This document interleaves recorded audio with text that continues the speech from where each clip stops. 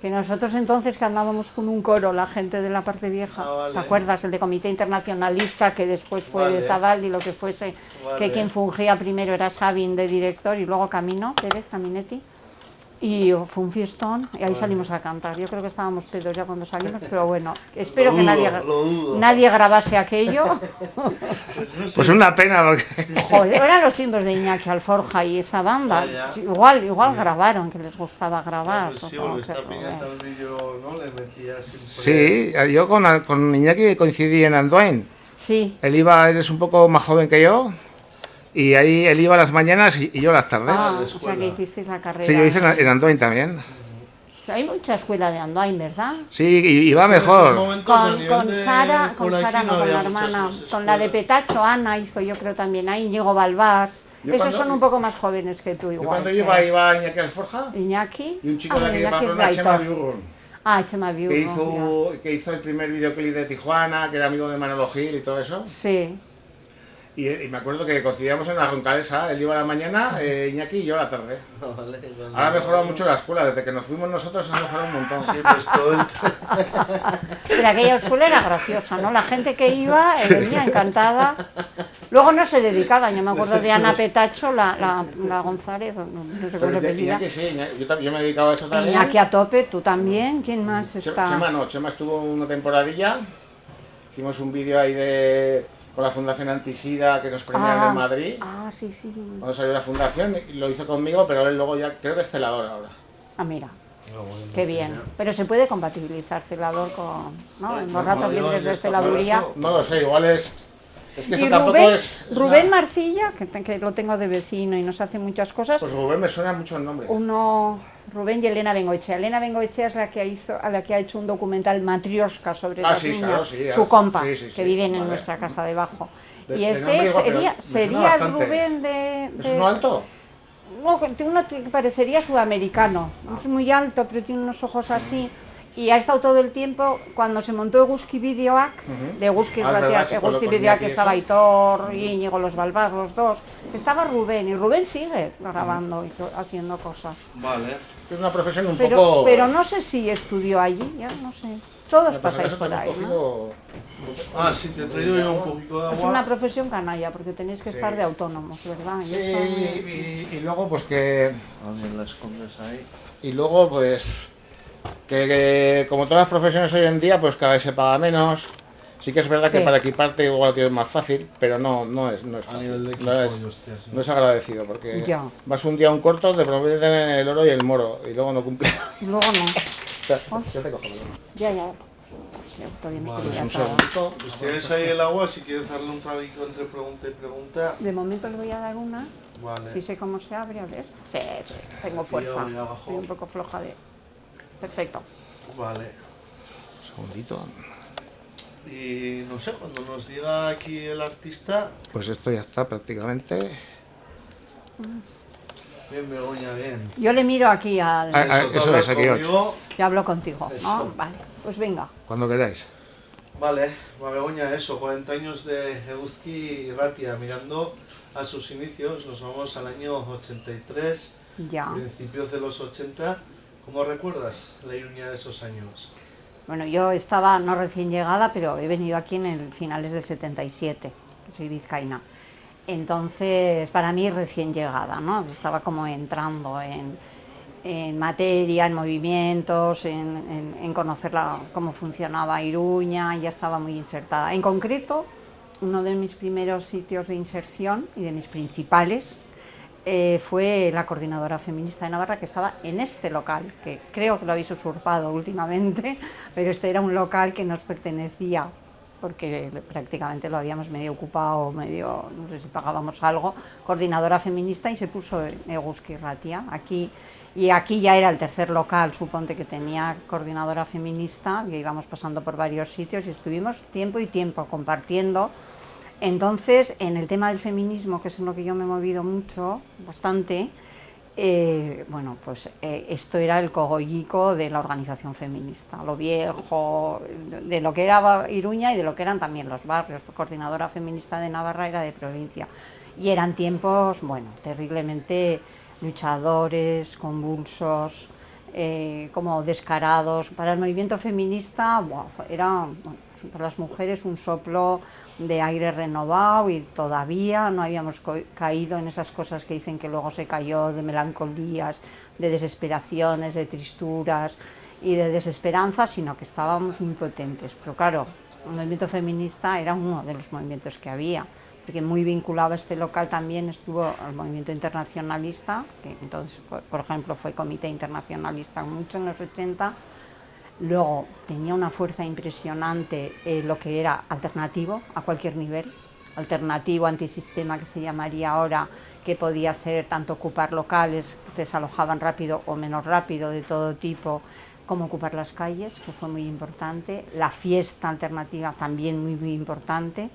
Entonces fueron unos momentos, aunque ahora con cierta perspectiva podrías pensar que todo en el 82, 83, 84, por ahí nos estamos moviendo al principio, estaba todo ya atado y bien atado y seguía atado y bien atado, ¿no? Y habían pasado tiempo desde el asentamiento, entre comillas, democrático y tal, pues no era la sensación que teníamos y de hecho no estábamos conformadas con lo que se estaba haciendo. Entonces todo se pedía en la calle, te movilizabas mucho, pero no solamente activistas, sino tenías organizaciones potentes.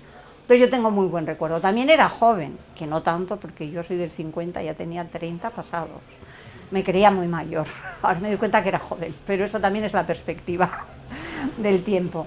Entonces estábamos pues, en una situación alternativa con muchas posibilidades para andar en situaciones alternativas y moverte bien. Entonces tengo un recuerdo, bueno, por ejemplo, de Eguzki Irratia, que era un espacio en el que nos movíamos, pues estábamos en las típicas peleas de que haya programas feministas, más mujeres en la Eguzki, todo el día peleando por ese espacio, dando por supuesto que la Eguzki era nuestra radio y ya está. O sea, que fue además un proyecto, había proyectos pues muy acogedores, que estaba la gente que se movía dentro del proyecto, porque estábamos tal. Coordinadora feminista, pues lo mismo. Venían un montón de barrios, pero también venían pueblos y venía todo el mundo y nos juntamos en asambleas, un sistema de funcionamiento de aquellos tiempos de asambleas que organizaban, pero a la vez tenías que mantener la asamblea y poner dinero. No solamente no te pagaban por estar ahí haciendo cosas como ahora, sino que pones dinero, tienes tu cotización y mantienes. Entonces tengo un buen recuerdo y sobre todo de lo viejo, muy activista. ¿Con qué coincidió esa época? Con una presencia de la policía. Es contradictorio, es lo que te digo, porque por un lado estábamos encantadas de vivir en lo viejo y fenomenal, pero con una aparición de la policía permanente, impresionante. No podría desvincular, creo, ¿no? Ninguna de las cosas que en general hacíamos sin pensar en que por ahí en algún momento andaba la policía. Y había una conciencia antirrepresiva muy fuerte, porque la represión nos afectaba a todas, de unos ámbitos o de otros, o en la calle, o porque gente detenida, por unos motivos y por otros, porque es un espejismo pensar que detenían a los terroristas malos que se habían llevado mucha gente por delante, podía ser casos, sino que había unas capas de gente sociales que estaban en lo que se ha llamado el entorno alrededor, que sufríamos de todo tipo, porque eras familiar, amiga, porque querías solidarizarte y demás. Y luego fue los años que se empezó a inventar el internacionalismo, a inventar de forma, a reinventar, ¿no? Entonces yo siempre he estado también en movimientos internacionalistas y bueno, fue un momento, íbamos a Nicaragua cada 2x3 porque estaban ahí, estaba El Salvador, pero también estaba el Sáhara, o sea, teníamos unas referencias internacionales interesantes y fue una oportunidad para salir del cascarón de aquí, importante, que no fuese ni el Erasmus, ni el ir con una ONG, ni las becas maravillosas, es decir, que fuese, yo voy ahí porque ahí se está cociendo el mundo. Entonces yo tengo muy buen recuerdo, estupendo. Si hablas de un ambiente socialmente muy alternativo, bueno, ahí surgen, ¿no? Movimientos como fenómenos, como el tema de las radios libres. ¿Qué claves identificas para el surgimiento de estos fenómenos, como las radios libres o movimientos alternativos? ¿Qué claves identificarías ahí, Begoña? Bueno, la primera clave, la más importante, es que salíamos de una situación de dictadura que había llevado mucho tiempo, con cultura alternativa, mucho tiempo, porque las canciones, el tema de las canciones de radios habían empezado hacía tiempo, los grandes festivales, y que eran alternativos, y yo creo que se empieza a ver a mí me parece que hay un tope, ¿no? O sea, empiezan a asimilar todo lo que pueden desde los poderes, todo tipo de poderes, ¿no? Desde el poder del Estado a diferentes poderes, y hay un tope. Y entonces te tienes que salir de las vías institucionales. Y aquí los movimientos, en general, muy en general, también la cultura, identifica dos vías. Una, pues ver desde el poder qué podemos hacer, nos dan subvenciones, montamos ONGs en el internacionalismo, institutos de igualdad en el feminismo, sindicatos mayoritarios en la clase obrera, montamos cosas que son muy asimilables por el poder, pero no cabe duda que hacen su trabajo y su interesante trabajo en las capas más desfavorecidas y tal. Y claro, la cultura es más difícil de que sufra esta asimilación, algo se empieza a identificar, que desde el poder institucionalizado se está subvencionando mucho y se están montando pesebres culturales, pero claro, la cultura es un elemento que enseguida reacciona fuertemente, ¿no? Reacciona contra eso, porque digamos que entra dentro de los parámetros más anárquicos y ácratas, ¿no? Como entramos muchos movimientos, por mucho que seamos de corriente, de una forma, pues la forma de desenvolvernos es muy antiinstitucional. Entonces yo creo que ese es un hito importante, ver cómo la sociedad se empieza a mover mayoritariamente, ya no digo fuera de Euskal Herria, que igual es más el fenómeno, por ejemplo Madrid, ¿no? Sino desde Euskal Herria, desde países catalanes, por ejemplo, se empieza a identificar que la cultura tiene que ir por otros sitios, que ese va a ser un elemento contradictorio, pero bueno, nosotras desde el movimiento identificamos lo mismo, o sea, no vamos a dejarnos tragar por las instituciones, y de hecho el discurso en aquellos tiempos antiinstitucional, sin que eso significara que nos vamos a cargar las instituciones, sino haciendo pases toreros, diciendo aquí no vamos a entrar, esto es lo nuestro, ¿no? Y seguimos, y ese es un elemento importante. Y ya se había dado lo que luego se ha llamado desencanto, que no era desencanto, sino, bueno, nos han cambiado lo que habíamos planteado y lo que habíamos dicho.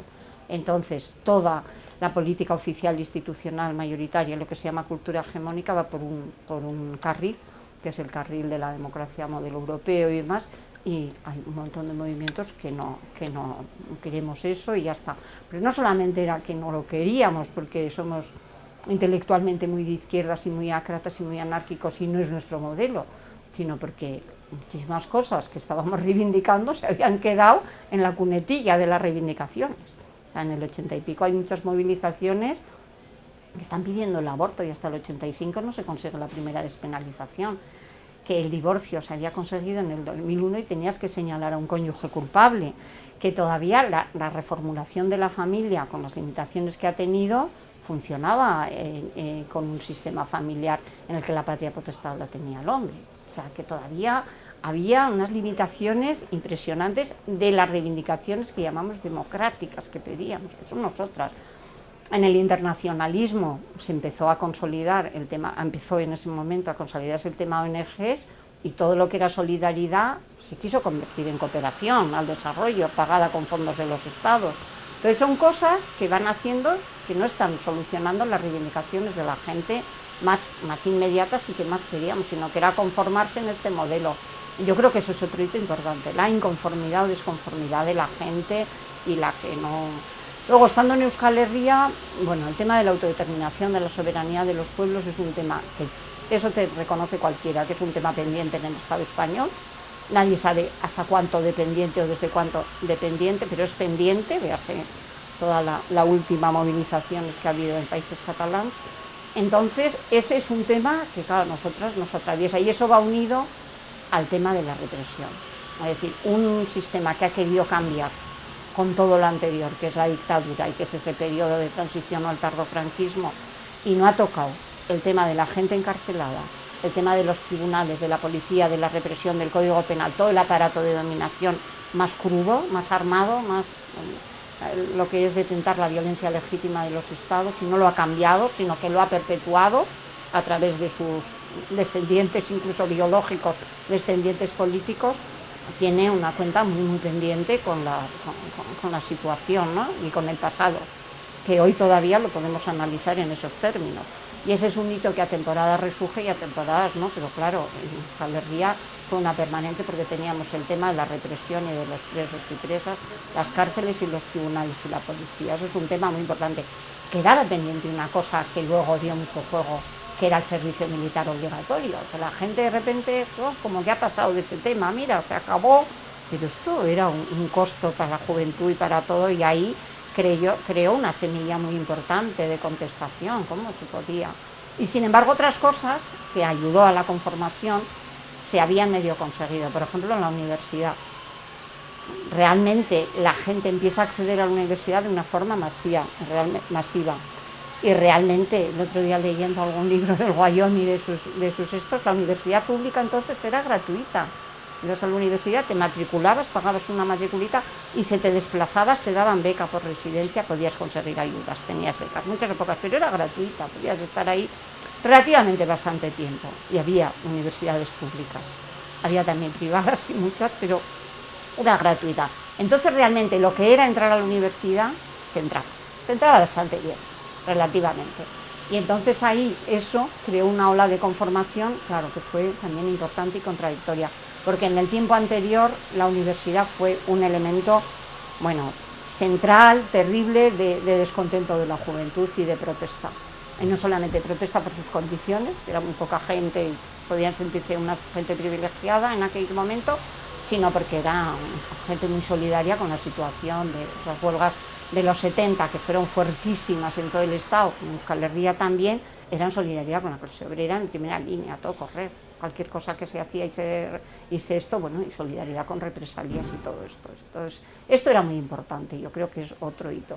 Entonces, hay muchas causas para estar en contra de eso. Lo que pasa que ya no es las grandes capas de la población quienes están en contra, y si no, supongo que se empezará una conformación de clases medias o clases más adaptadas o gente más adaptada, pero claro, si lees cualquier cosa de aquellos tiempos y ves lo que reivindicábamos y lo que habíamos conseguido, pues todavía había muchas cosas para reivindicar. Se habían conseguido muchas cosas, pero porque veníamos de la época de las cavernas, estábamos en una situación demencial y de limitación de libertades y de negación y de un montón de cosas, pero había cosas muy muy fuertes que no se habían conseguido y que había la gente que no estaba dispuesta. Entonces ahí surgieron muchos elementos, y la cultura siempre es un elemento fundamental, porque es quien se puede permitir verbalizar, decir, escenificar y performar todo lo que pasa en el mundo. Y eso es un elemento fundamental, porque enseña a ver, te enseña a ser contestataria, descarada, alternativa, y es un medio, wow. Los partidos son un buen medio, las organizaciones somos buenos medios, pero tienen un estatus determinado y hacen políticas y van dirigidos con sus programas. La cultura es un mundo que te mueves, o sea, donde ha habido los primeros gays, las primeras feministas locas, todo el movimiento queer, performativo, todo lo que es súper alternativo, ¿dónde está? Pues te mueves a través de la cultura, y como la cultura, pues hay una cierta política correcta, ¿no?, que pretende que la cultura no debe ser sancionada ni debe ser censurada, que esa es una pelea, pero en principio, con la boca pequeña, todo el mundo dice, cultura, esto no hay que sancionar, que digan lo que quieran, ¿no? Aquí tenemos libertad.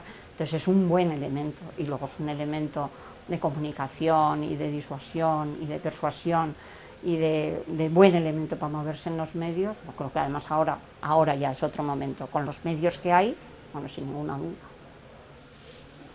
Sí, desde lo cultural sí que fueron años de explosión cultural, un poco también hilvanando con lo que dices, ¿no?, que veníais de una época como la franquista, luego toda la transición con toda su efervescencia, te encontrabas en principios de los 80, bueno, con los límites que había dado el proceso de transición, con las expectativas que había, pero que todo eso se tradujo en lo cultural como una explosión terrible, ¿no?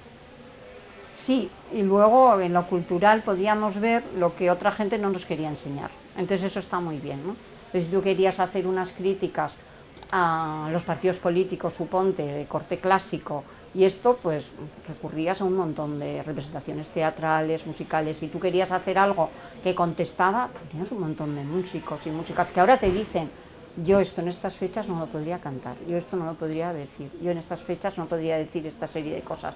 Sin embargo, el hecho de ponerte con una guitarra, ser una estupenda cantante de rock o ser muy reconocido, te permitía. Entonces, sí funcionábamos mucho a un nivel de gente que se había posicionado públicamente, pues estábamos en los 80, en la época contra todas las dictaduras del Cono Sur, en América Latina, estábamos con un montón de referencias que se movían, por ejemplo, en el mundo de los cantantes súper bien. Luego se empezó a descubrir que el cine era otra cosa del cine casposo, español.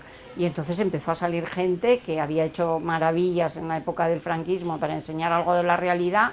Pero claro, una película de ficción, algo que es ficción por propia definición, que es una representación y una escenificación de lo que te da la gana, ¡wow!, te permite meter una capacidad crítica y un pensamiento crítico mucho más que 100.000 charlas. Entonces, a través de todo eso, y luego sí que había una gente que podía buscarse la vida en esos momentos. Digo la vida en plan de sobrevivir y de vivir relativamente, ¿no? Y entonces hubo muchos proyectos que o porque funcionaban mercados paralelos o porque había algún dinero que se desplazaba hacia ahí de algunas formas. No era la subvención estatal ni la subvención de las instituciones la que mayoritariamente sostenía, porque se podía ocupar relativamente y había proyectos que funcionaban. Bueno, proyectos como GOR, que ahora acaba de cerrar, ¿no?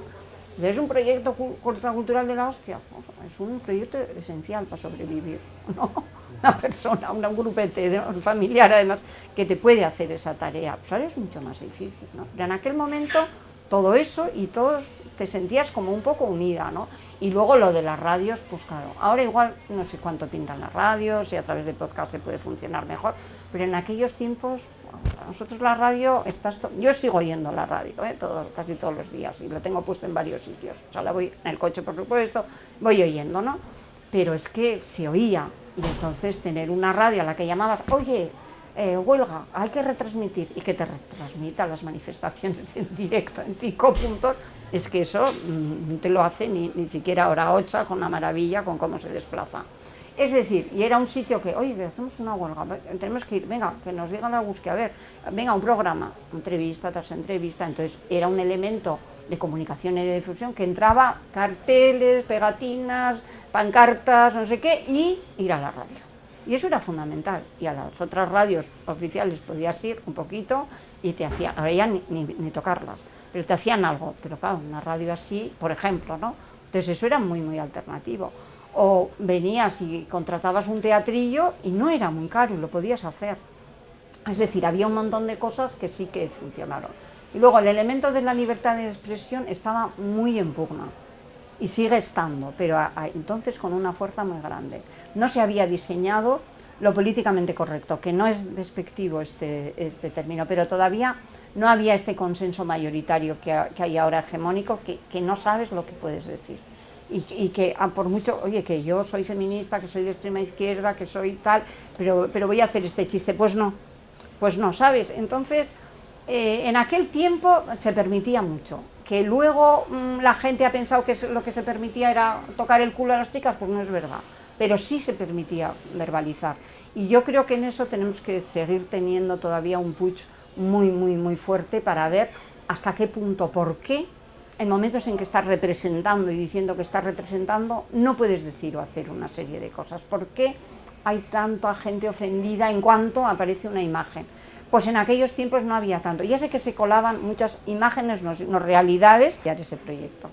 Y no se excluía lo del dinero, de alguna forma, ¿no? Conseguir. Y hacía falta hacer los turnos, y hacía falta que estuviésemos también las chicas, porque si no, no estábamos. Esa era la primera. Y la segunda, que era un altavoz fenomenal. O sea, ahí también cabía todo. Había peleas, unos tenían una idea, otros otro, tanto programa de aquí, pero ahí cabía todo en general y estaba fenomenal.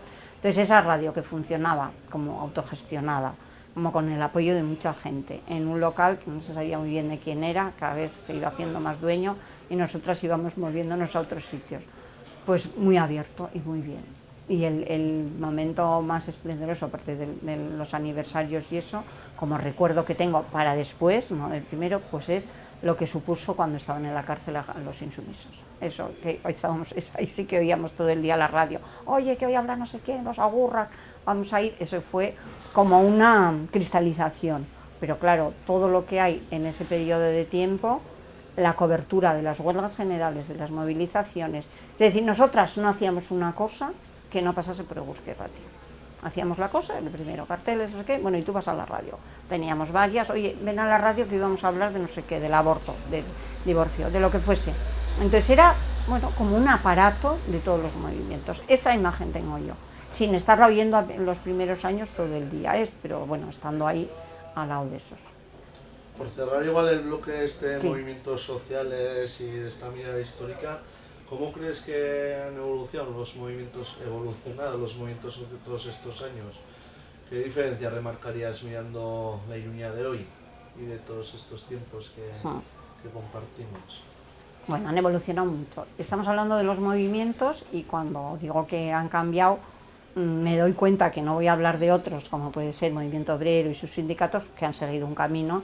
O sea, que no estoy haciendo una crítica a los movimientos, sino que en general todos los movimientos, incluidos los más institucionalizados desde el primer momento, también han tenido su evolución. Cuando yo digo que el feminismo, aparte del feminismo, se ha institucionalizado, o los movimientos sociales han pasado, internacionalistas y de solidaridad han pasado a ser ONGs, no es una crítica negativa a esos movimientos solos, sino que ha cambiado el mundo. Los sindicatos viven directamente del dinero que les da el Estado a través de sus representantes o como les den, ¿no?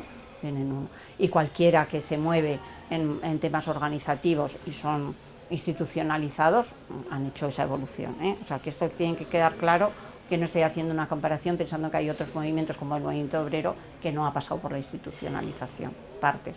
Entonces, referente a los movimientos que llamamos nuevos movimientos, que son de aquellos tiempos, que son el feminismo, el ecologismo, la cosa contracultural y todo el ambiente, todos esos movimientos, yo creo que por lo menos tienen tres ejes importantes que han evolucionado de nuestros tiempos ahora. Primero, lo que era organización y movimiento, que era una organización bastante estructurada, bastante orgánica, funcionando en grupos que se reunían, que debatían, que planteaban. Esto ha pasado mucho a ser, mirando hoy, más activista que organizadora. Es decir, en aquellos tiempos importaba mucho la organización, se hacía muchísimo activismo, pero la organización importaba mucho. La organización comportaba que estabas en un grupo, que formabas parte de él, que te corresponsabilizabas de tus tareas, que mantenías el grupo con tu dinero, que tenías tus charlas de formación y tus cursos de formación, tus charlas públicas, toda una actividad que todo el tiempo eras la misma gente y toda la gente que venía alrededor a las acciones y a los actos. Hoy, en una perspectiva muy así, podemos decir que hay un activismo mucho más feroz del que teníamos en aquel tiempo, es decir, puedes estar todo el día en la calle protestando, las huelgas de los 8 de marzo en feminismo, haciendo muchas cosas, pero hay menos organización. Ya sé que muchas de aquellas organizaciones de los movimientos podían ser medio apéndices de un partido, o medio, más que de un partido, de una corriente, ¿no? La corriente Abertzale, la corriente más marxista, más comunista, más socialista, o más así, de la corriente autónomas independientes, de la corriente autónoma pura, tal. Eso ya sé, pero dentro de eso realmente había unas organizaciones que funcionaban muy autónomamente, y esa organización era como una finalidad en sí misma. Construir la organización era, como dirían los clásicos, como construir el partido. Era una tarea muy importante. Ahora yo veo que hay un activismo, que bueno, hay organización por detrás, siempre alguien tiene que organizar, pero hoy tienes 100 aquí y mañana están en otros sitios, ¿eh? Y mañana tienes 150 o 200, pero esa gente se ha venido, se ha ido. Es decir, la permanencia en la organización y el activismo. Ahora mucha gente no te deja decir que eras militante. Yo era militante, pero dicen que suena militar. Pero es diferencia, pues vamos a decir que era organizativista, pero éramos de grupos que se consolidaban.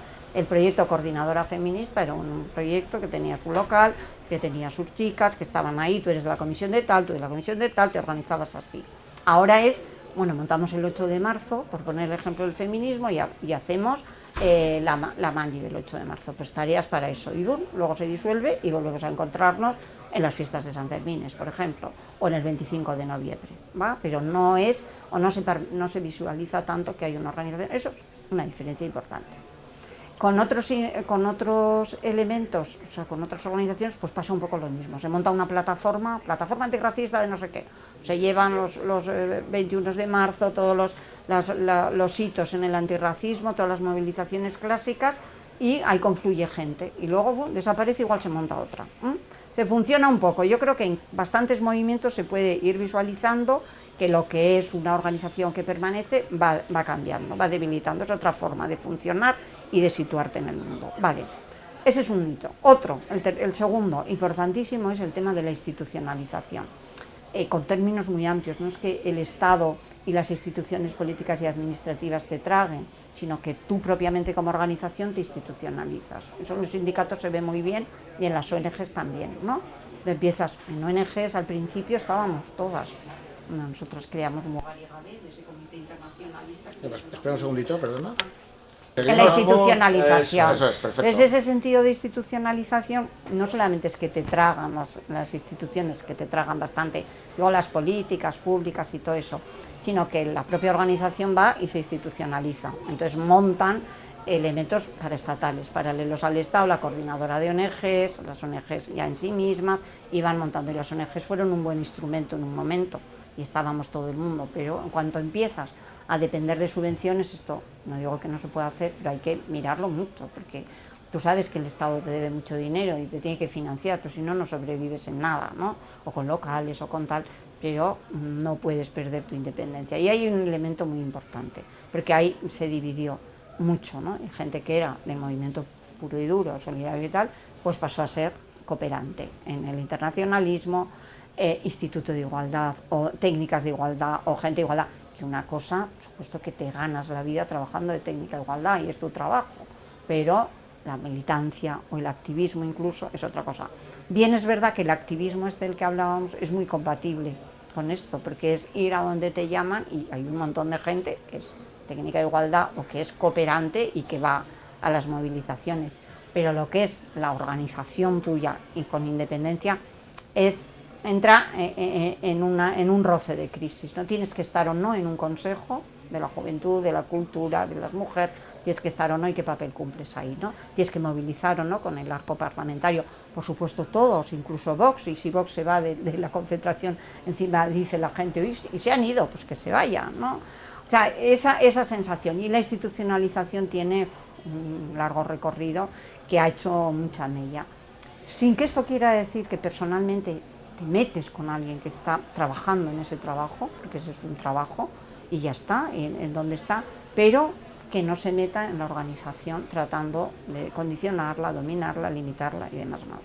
Este es otro elemento que ha funcionado a todo el mundo. Claro, el paradigma son los sindicatos y los partidos políticos, que ya están tan incrustados, ¿no?, que cuesta, por lo menos en las formas, salir de ahí. El nivel de sueldos que ganan, el nivel de vida que te plantean, bueno, todo eso que se llamaría igualdad en términos nuestros, que chocan mucho con los principios. Y este es otro elemento que ha derivado, ¿no? Luego, algunos movimientos tuvieron unos ejes muy importantes que, por ejemplo, el internacionalismo, que en este momento, en algún momento, a partir de los 90, de la caída del muro de Berlín, del derrumbe de toda la Unión Soviética con sus aparatos, de cómo se han ido saldando las revoluciones o los procesos revolucionarios, se han quedado un poco sin referentes, por decir así, o referentes más complicados, ¿no? Entonces hay que moverse de otras formas. Y luego un intento también de institucionalización muy grande por parte de los foros, del Foro de Porto Alegre a nivel internacional, que eso es más complicado de manejar, pero todo el tema de internacionalismo, Naciones Unidas y sus satélites, todas las conferencias que monta, que son importantes a nivel simbólico y a veces de contenido, para los movimientos hay que tener cuidado porque pueden ser tumbas. Entonces ha habido movimientos que directamente han sucumbido y han desaparecido, ¿no? Entonces, ¿quién sigue o cómo siguen? Pues a diferencia de lo de antes, que parecía que eran muy masivos, que no eran tanto, pero había mucho espejismo, porque era lo único que se movía, pues a diferencia, estos movimientos siguen ocupando un espacio pequeño de la movilización social, siguen estando, y siguen estando potentes y con buenas organizaciones y con buenas militantes y teniendo relevo generacional más o menos, pero ocupan un espacio pequeño, pero antes también ocupaban un espacio pequeño. Lo que pasa es que como no se movía nadie en la calle, y la calle efectivamente era nuestra y no de Fraga y de Ibarne, pues se veía mucho y decían, el feminismo está en la calle, porque no había. De repente te aparece gente de la derecha diciendo yo soy feminista y hago una mani, y dices, la hostia, ¿no? Y piensan que el feminismo se ha dividido. No, las que estábamos en unas posturas, ahí seguimos. Atravesado en Euskal Herria, porque este país ha tenido una situación muy complicada con lo que llamamos el conflicto vasco, que es la fuerza de la soberanía, la fuerza de los estos y todo el problema del conflicto armado, el conflicto vasco, que ha sido muy fuerte y que todavía no creo que somos capaces de vislumbrar los efectos que está teniendo, tanto en el propio conflicto en sí, que lo hemos analizado más, como en haber dejado la lucha armada prácticamente de forma unilateral. Y el costo que está teniendo, el costo en vidas, en personas, en demás, y la diferente lectura que se está haciendo de lo que ha pasado y lo que pasó y cómo estamos accediendo a lo que ahora llaman convivencia, ¿no? que es la solución del conflicto, ¿no? Los elementos de convivencia. Esto también es importante para los movimientos. Había un movimiento antirrepresivo muy, muy importante que se va reduciendo, queramos que no porque no haya represión, ¿no? Sino porque es diferente, y entonces estaba muy vinculada, como no puede ser menos, a familiares, a amigas, a gente solidaria, ¿no? Y ahora nos movemos en otros parámetros. De forma que, aunque parezca contradictorio, y en esta situación, por ejemplo, la conciencia antirrepresiva, no para la gente afectada del entorno de ETA, por decir así, sino antirrepresiva y antipunitiva, pues está bajando, que es una contradicción terrible. Y aquí, cuando hablan de penas de cárcel y de penas de muerte y de tal, cada vez hay sectores importantes que se pronuncian por la cárcel se la gana y que se jode y que se pudra, ¿no? Dicho rápidamente, que no decimos así, pero bueno, para que se sitúe un poco. Entonces, ese también es un elemento complicado. Hemos pasado de etapa y yo creo que hay que reacomodarse en esta etapa, pero siendo un movimiento reivindicativo, alternativo, antiautoritario, anticapitalista, bueno, por supuesto feminista y antipatriarcal, viendo un poco en qué ejes, ¿no? Entonces eso es complicado también, ese sería el tercero, la situación tan difícil y tan cambiante en la que estamos viviendo. Ahora cambiamos un poco de tercio desde una perspectiva feminista. Begoña, ya te tenemos aquí. ¿Cómo ves la cuestión de género entonces y ahora en los medios de comunicación? ¿Cuál era la presencia de la mujer hace 40 años en los medios de comunicación? ¿Qué asignaturas pendientes tenemos aún hoy desde el ámbito comunicativo? ¿Y qué papel debería de jugar medios libres como Agustí García ahí? Bueno, voy a pasar de los medios tradicionales, ¿verdad? De los medios hegemónicos, porque es un tema que lo veo como espectadora todo el tiempo, ¿no? O sea, lo veo bastante, pero como espectadora participo poco, y yo creo que hay unos elementos que son para nosotras y para todo el mundo muy nefastos. Pero bueno, como no nos vamos a mover ahí, porque no terminaríamos de hablar de las tertulias, de los efectos boom que son inventados, de todo eso, vamos a pensar que nos movemos nosotras como dentro del movimiento en el feminismo con unos medios amigos y amigas, ¿no? Que hay gente, periódicos que funcionan, periódicos que funcionan, estoy hablando de Berría y de Gara, ¿no? En general, o sea, de esos sí, y luego de los alternativos, ¿no? ¿Qué pasaría ahí? O sea, sitios que para nosotras son asequibles, y me apetece opinar de eso porque es una tarea en la que yo también me quiero sentir concernida, ¿no? Y olvidarnos de eso. Entonces, en los medios que más, que no son del todo alternativos, que más imposición tiene, que más apariencia tienen, pues como pueden ser los periódicos Gara y Berría y el Diario de Noticias, algo, o las revistas Argia o revistas así, que no son del todo alternativas y que están financiadas en métodos clásicos, yo creo que han hecho una revolución importante con la participación de mujeres feministas, especialmente Berría y Argia, que tienen una aparición, o sea, eso que es formal, pero aparece con los deseos, vamos a decir, que teníamos cada vez más, haciendo hincapié en estos temas y tal.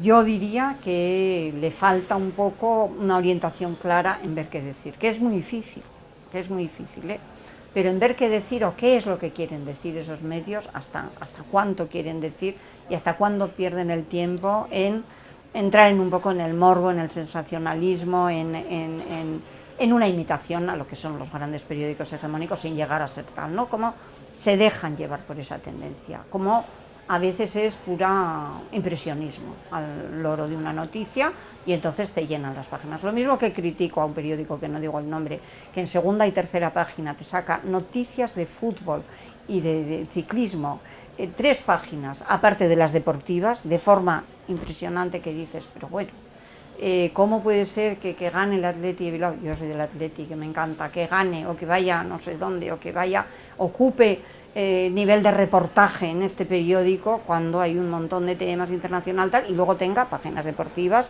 las que tiene, ¿no? ¿Cómo puede ser que adquiera esto que tiene que ver con la construcción nacional y se piensa que el deporte es un tema transversal en la construcción nacional y es de nuestros partidos, cosa de la que discrepo bastante con ese tema, ese por poner un ejemplo claro, ¿no? De cosas así, pero se deja a veces tentándose de llevar, como que le faltaría línea en ese sentido, más al periódico que a quien escribe, porque quien escribe tiene línea y la va dando por sus artículos o tal, ¿no? Pero bueno, me parece que ocupa un espacio muy importante y que está muy bien. Y yendo a los temas alternativos, que son los que más me interesan, porque con esos periódicos tenemos que convivir, entramos a muchos, cada vez más entramos a los digitales, pero los medios alternativos que van funcionando, pues a la BD, que son los que yo conozco, a Ocha, que está todo el tiempo, vosotros, ¿no? Eguzki Ratia, y me olvidó decir Euskal Herria y Ratia, que también la he tenido siempre como un referente y muy alternativo. Más eso, yo creo que lo que es importante es que estas radios a veces tienen un exceso de ideologización, ¿no? Un exceso, que está muy bien, porque hay defecto en otros sitios, pero igual un exceso, y entonces a veces echas de menos otros programas que sean de música estupendos. A la vez hace muy buenos y los Eguzki Ratia los retransmite, o al revés, ¿no? O sea, que se hacen, yo los escucho a veces en los dos sitios, me gustan mucho ese tipo de programas que dice, bueno, nosotros somos de música alternativa. O sea, no hace falta estar explicando Marx y Lenin y el feminismo según Butler, ¿no? Sino música y qué espacio ocupamos, ¿no? O sea, ocupar un espacio que no sea todo muy ideologizado. Eso me parece importante que hay que coger. Después me parece importante que lo que es lo local, que no aparece en ningún sitio, en sitios como este, pues lo que pasa en Gasteiz, lo que pasa en Iruña, lo que pasa en los pueblos, sea realmente, bueno, tenemos por cierto Sorrosin y Ratia, que a veces la suelo oír, pero es una radio, por ejemplo, por poner una comparación, que también es de apoyo, de solidaridad y tal, a Sorrosin, y la oigo en mi zona bastante, que es demasiado cotidiana. O sea, el precio de los mercados, que tal, bien, tiene un público, no la critico, pero quiero decir, las movilizaciones, las pocas cosas que hay, las cosas que se mueven, las muy alternativas, donde hay un concierto, o sea, el tipo de información de conciertos, de teatros, de actividades del mundo más cultural, y a la vez donde hay movidas, eso si no lo hacen las radios locales no lo hace nadie. Por ver los medios locales no lo hace nadie. Es decir, ni siquiera un periódico que todos los días edita papel y edita digital, como aquí puede ser el Diario de Noticias, que cubre toda Navarra, te puede cubrir eso, ni te va a cubrir. Se va a la fiesta, a lo tradicional, han venido tantas gentes, qué éxito tiene esta fiesta, a toda esa cosa, ¿no? En vez de descubrirnos los rincones, que para eso es lo alternativo, o los grandes espacios, que no todos son rincones, y las grandes gentes que se mueven en, joder, no me había enterado que esto se movía aquí, no me había enterado que había esto, y de repente te metes a algo muy especializado, que no tiene nada de alternativo, pero es muy especializado en música rock, y encuentro más información de mujeres que luchan en los ambientes rock y tal, que en una radio alternativa. Eso sería. Pero bueno, yo creo que hay muchas limitaciones de dinero, de dedicación y de gente. Y yo personalmente pienso que habría que hacer campañas, ya sé que hacéis muchas, de Acte Social, de eso, campañas de conseguir apoyos, pero sobre todo dándote a conocer. Además de conseguir apoyos, conseguir que gente oiga. Entonces escuche, no sé si se hacen mediciones ni cómo están, no tengo ni idea cómo funciona eso, pero hacer un poco de, oye, escucha la radio porque te va a interesar, ¿no? Antes, pero claro, no controlo este tema, oíamos mucho, te decían, te pasaban, oye, hoy a las 8 tenemos programa, vamos a hablar del aborto, y viene fulanita, y venía gente que te da una charla, oye, que viene a poner, y poníamos. Claro, ahora supongo que con los podcasts y con que se graba, se pregraba, te lo mandan cuando lo han hecho y ya está. Pero bueno, pues algo habría que hacer de ese estilo en nuestros grupos, estoy diciendo nuestros grupos fundamentalmente, con la colaboración de decir, chicas, chicos, oye, que hoy sale un programa sobre El Salvador, hay que oír esto, a ver qué pasa en Guatemala, cómo es esto, pero y en Brasil, ¿no? Y entonces hoy Comités Internacionalistas tenía un programa, no sé si sigue, alguno de Mojito, me suena así por la Alavedi, muy divertido, muy simpático, con un tío muy bueno, me suena así, pero bueno, como no sigo todo el tiempo, no os puedo decir. Pero yo creo que también los movimientos nos tenemos que dar cuenta que hay unas radios ahí. Entonces hay gente que corre porque la Sexta Noticias te entreviste y te haga esperar 5 horas para decir, hola, somos feministas y qué, y ya está.